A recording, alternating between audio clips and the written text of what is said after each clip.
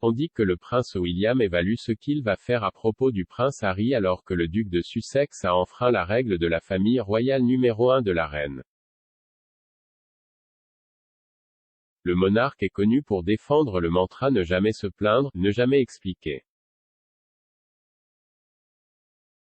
Mais le duc et la duchesse de Sussex, qui ont radicalement quitté la vie de famille royale pour vivre aux États-Unis avec leur jeune famille, ont mis cette approche de côté ces dernières années en donnant une série d'interviews explosives qui ont levé le voile sur la vie à l'intérieur de l'entreprise. Et maintenant, le prince Harry se prépare à publier ses propres mémoires personnelles, qui, promet-il, offriront une représentation précise et totalement véridique de son expérience dans la famille royale.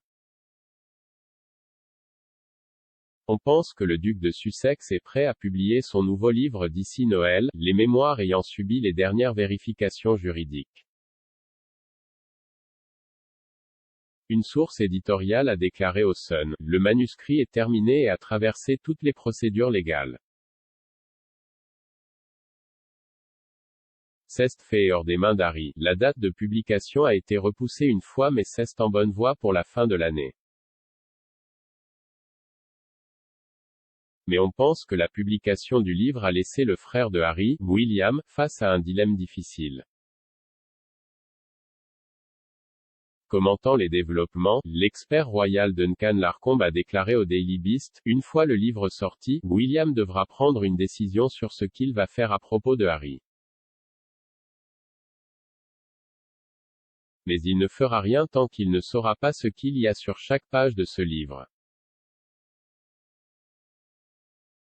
La réalité est que si, en tant que membre senior de la famille royale, vous avez écrit un livre révélateur, vous avez enfreint la règle numéro 1 de la famille royale. Mais on pense que la publication du livre a laissé le frère de Harry, William, face à un dilemme difficile. Commentant les développements, l'expert royal Duncan Larcombe a déclaré au Daily Beast, une fois le livre sorti, William devra prendre une décision sur ce qu'il va faire à propos de Harry.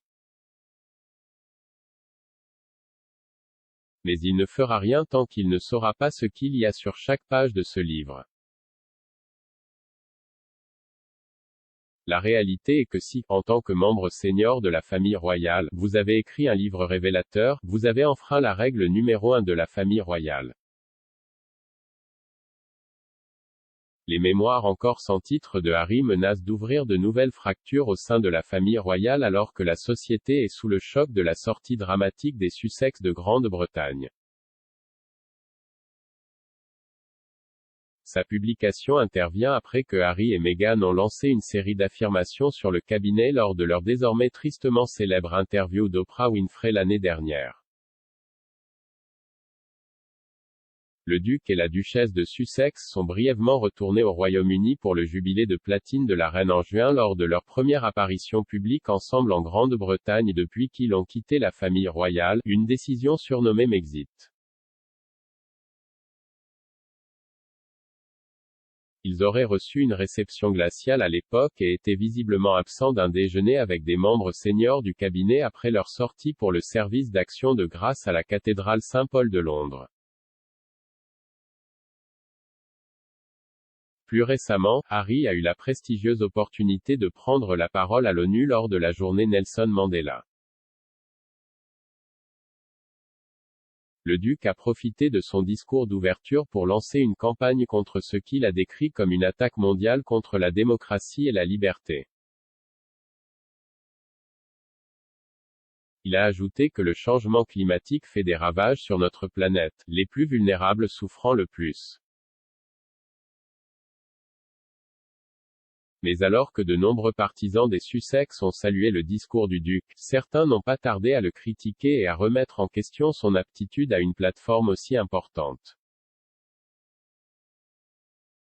Parlant de l'apparence, l'expert royal Jonathan Sacerdoti a déclaré, il n'est littéralement absolument pas qualifié pour avoir quoi que ce soit d'important à dire aux gens, mais au lieu de cela, il utilise sa position de membre de la famille royale britannique pour diffuser ce qu'il considère comme un message important. Le commentateur a ajouté qu'il ne contestait pas s'il s'agissait d'un message important ou non, mais plutôt contestait le messager. Dans son discours, le duc a également évoqué la rencontre de sa défunte mère, la princesse Diana, avec l'ancien dirigeant sud-africain en mars 1997, et comment il a cherché du réconfort en Afrique après sa mort. Harry a également dénoncé une récente décision de la Cour suprême des États-Unis d'annuler la décision controversée Roe v. Wade, qui, depuis 1973, avait accordé le droit à l'avortement dans les 50 États.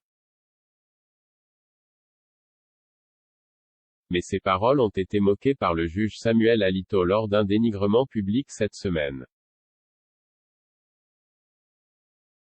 S'exprimant à Rome lors d'une conférence sur la liberté religieuse organisée par la faculté de droit de l'Université de Notre-Dame, le juge catholique conservateur a déclaré d'un ton sarcastique, « Ce qui m'a vraiment blessé, c'est lorsque le duc de Sussex s'est adressé aux Nations Unies. Et a semblé comparer la décision, dont le nom ne peut être prononcé, avec l'attaque russe contre l'Ukraine.